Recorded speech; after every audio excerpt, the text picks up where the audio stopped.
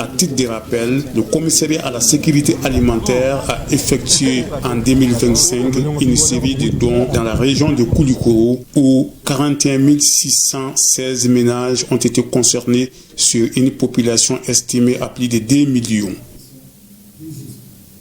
Dans la Venise malienne, 130 000 tonnes de production, toutes céréales confondues, sont enregistrées à l'officerie Mopti au titre de la campagne agricole 2024-2025. Ce résultat contribue à l'autosuffisance alimentaire au Mali.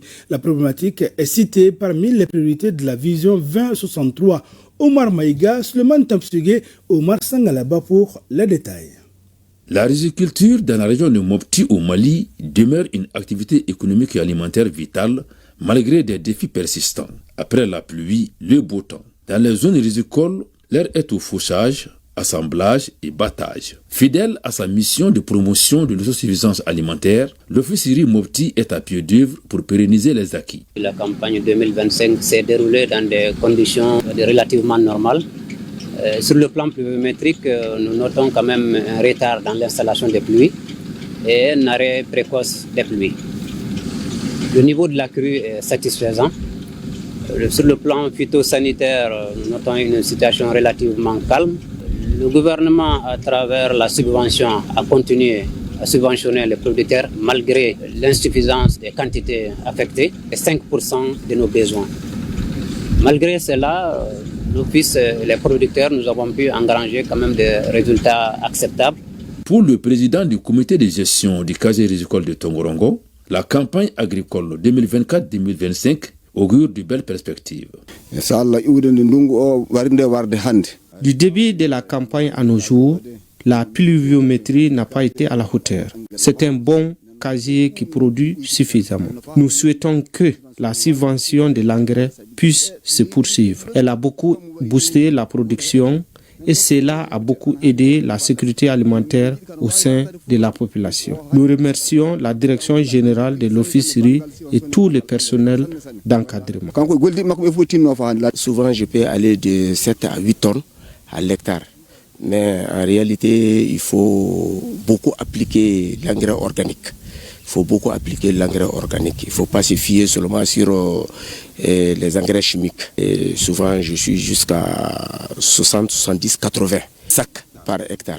Présentement, j'ai 8 hectares. Je suis très satisfait de mes productions.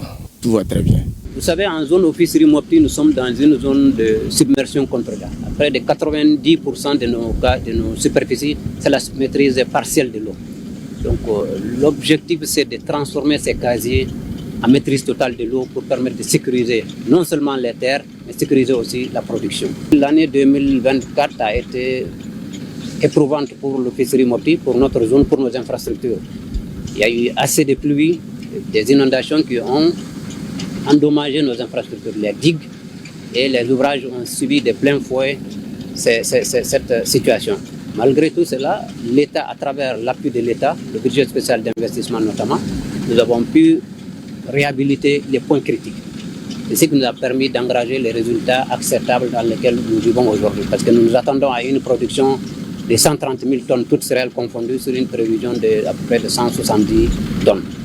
Avec une production d'environ 130 000 tonnes toutes céréales confondues, les signaux de la campagne agricole 2024-2025 sont ouverts au grand bonheur du monde paysan et des consommateurs. Restons dans le domaine, en 13e région, les questions de la promotion des produits bio. Les femmes de la région de Djoila produisent beaucoup et sans engrais chimiques. Cette source de revenus est aussi un facteur de cohésion et de solidarité dans la région, nous dit Moustapha Doumbia. Le maraîchage est l'une des principales activités économiques des femmes de la région de Djoila. Cette activité génératrice de revenus est pratiquée dans chacune des 23 communes de la région par des femmes regroupées en des coopératives. Ces coopératives féminines disposent en général des périmètres maraîchers exploités par leurs membres. C'est le cas, par exemple, du périmètre de la coopérative Benkadi Dukukono Est de la ville de Djoila.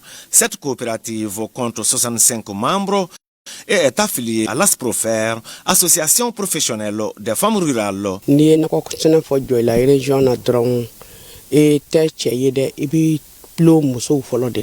Les femmes sont en première ligne de la production maraîchère. Après les femmes, ce sont les jeunes puis les hommes qui sont impliqués dans cette activité. La région compte 115 coopératives féminines qui évoluent en grande partie dans les maraîchages. Certaines de ces coopératives regroupent plus de 200 femmes. Le maraîchage est donc la principale source de revenus pour les femmes. À titre illustratif, certaines femmes de notre périmètre ont vendu près de 150 000 francs le jour du 31 décembre. Le maraîchage à Dioïla concerne plusieurs cultures, dont la tomate, l'oignon, l'aubergine, les haricots verts et la banane. L'activité est essentiellement exercée par des femmes, mais cela n'exclut pas la présence de quelques hommes dans ce domaine. Ça fait environ 5 ans que je suis dans la production maraîchère. J'en ai tiré beaucoup d'avantages. Nous consommons une partie de... Nous avons beaucoup de produits, dont les haricots verts. Le kilo est vendu ici à 500 francs, mais à Bamako, c'est 1250 parce que nous produisons des produits biologiques.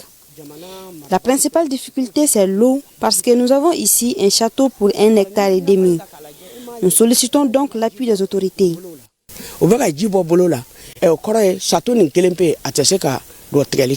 L'une des particularités des productions maraîchères de la région de Dioïla, selon la présidente des femmes rurales, c'est l'utilisation exclusive de la fumure organique dans les périmètres maraîchers. Direction Sikasso à la découverte des Tarokuru au Baga, entamé par la Colocasia esculata. C'est un tubercule auquel on accorde peu d'importance, pourtant bien essentiel dans la lutte contre l'insécurité alimentaire. Aliment aux multiples vertus nutritionnelles, économiques et culturelles, ses bienfaits sont nombreux mais méconnus du grand public. Le dossier est signé Moussokoro Sereme Suleiman Bamba. Connu sous le nom de Kurubaga dans la langue vernaculaire bambara et taro en français, cet aliment originaire d'Asie du Sud-Est fait partie de la grande famille des tubercules, racines et plantes, principalement cultivées dans les zones tropicales humides, notamment en Afrique de l'Ouest, pour sa capacité d'adaptation, de résistance aux conditions climatiques, mais aussi son rôle dans la sécurité alimentaire. Ici à Wayerma 2 dans la famille Traoré, Salimata Koulibaly fait partie de celles qui en ont fait leur activité saisonnière génératrice de revenus. Et pour pouvoir approvisionner ses clients à temps, elle est sur pied depuis 5 heures du matin.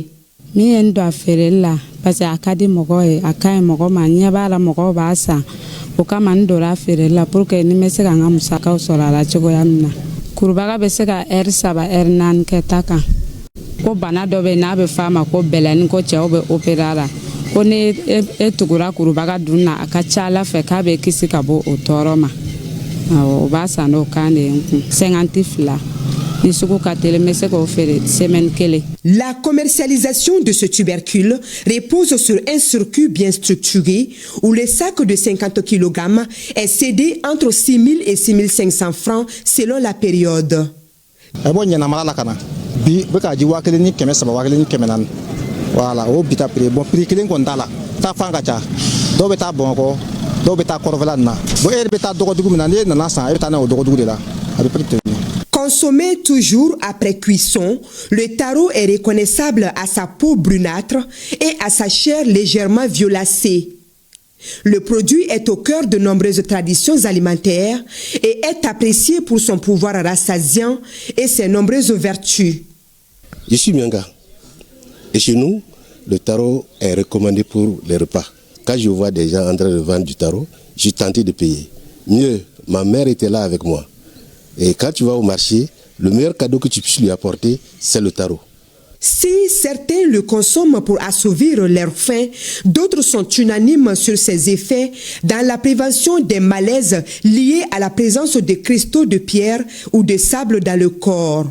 Masa na fa yɛrɛ de kama I b'a fɔ kɔnɔdimi misɛnnin ninnu ani ni bɛlɛnin b'i kɔnɔ a b'o labɔ a ka ɲi mɔgɔ ka santé yɛrɛ ma quoi a bɛ tumu misɛnnin bɔ mɔgɔ kɔnɔ. Ne b'a san parce que a ka ɲi mɔgɔ kɔnɔ a bɛ cɛncɛn bɔ mɔgɔ kɔnɔ ne b'olu kɛ daraka ye don o don sɔgɔmada fɛ ka sɔrɔ ka mɔni min. Derrière cette consommation quotidienne, le taro renferme aussi des valeurs nutritives essentielles au bon fonctionnement de l'organisme et suscite l'intérêt des spécialistes. C'est un aliment qui est très riche en vitamines, telles que la vitamine B1 et B2. Ça contient aussi des sels minéraux, tels que le fer, le calcium et le phosphore. Ça contient aussi la protéine. Même les femmes enceintes peuvent utiliser cet aliment. À défaut même de la viande, on peut utiliser cet aliment. Et les gens qui ont des problèmes cardiaques, c'est l'hypertension artérielle, ils peuvent utiliser cet aliment. C'est très bon pour eux aussi. Ça lutte aussi contre la constipation et les vers intestinaux aussi. Mais les atouts du taro ne se limitent pas à l'assiette, puisque sa culture, sa résistance et son potentiel font également l'objet de recherches, notamment dans le domaine des plantes, racines et tubercules. Le nom scientifique c'est Colocasia esculenta. De façon mondiale, le taro occupe la 5e place après la pomme de terre, le manioc, l'igname et la patate douce. Mais au Mali, nous pensons que même spécifiquement dans la zone Afrique de l'Ouest, ça fait partie des plantes négligées. Ici au Mali, la plante est cultivée à Sikasso et dans la zone de Kéniba. L'ensemble de ces genres et ces espèces ont une durée de cycle végétatif de 8 à 18 mois. Mais très généralement, pour l'espèce que nous avons ici, Colocasia esculenta, à partir de 6 à 7 mois, lorsque les feuilles commencent à se flétrir, donc ça annonce vraiment le début de la récolte. À la fois nourrissant, bénéfique pour la santé et source de revenus pour de nombreuses familles, le taro mérite désormais d'être mieux valorisé et mieux intégré dans nos habitudes alimentaires.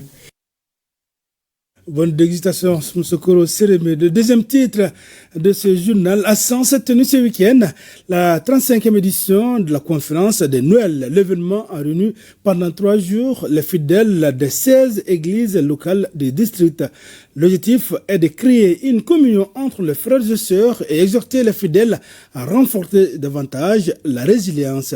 L'occasion a été mise à profit pour rendre un vibrant hommage au révérend Moussa Tera, président sortant du district de San après 18 ans à la tête du comité. C'est le pasteur Daniel Sogoba qui prend désormais les destinées du comité. Le point avec Drissa Kone. L'église chrétienne évangélique du Mali, district de San, renoue avec la tradition, celle d'organiser la conférence de Noël initiée depuis 1984. Une retrouvaille des fidèles de 16 églises du district durant 3 jours pour manifester leur communion et leur unité dans le Seigneur. L'objectif recherché, c'est tisser toutes les relations possibles entre les églises locales et connaître les difficultés et aussi exhorter les frères et sœurs et à pouvoir se donner la main pour relever les défis auxquels ils font face. Défis sécuritaires pour notre pays aujourd'hui, défis de résilience de notre communauté. L'événement a été mis à profit pour acter la retraite du révérend Moussa Tera après 18 années passées à la tête du comité du district. Âgé de 65 ans, Moussa Tera passe le flambeau au pasteur Daniel Sogoba qui fut son adjoint pendant 10 ans. Je fus président du district de San pendant 18 ans. Quand j'ai commencé mon ministère, l'église n'était pas à ce niveau. Et vu ce nombre aujourd'hui, le nombre de chrétiens et le nombre de chrétiens baptisés, je suis un homme comblé. Alors, ceux qui ont pris les relais, je voudrais les encourager à persévérer dans la foi. Donc, on a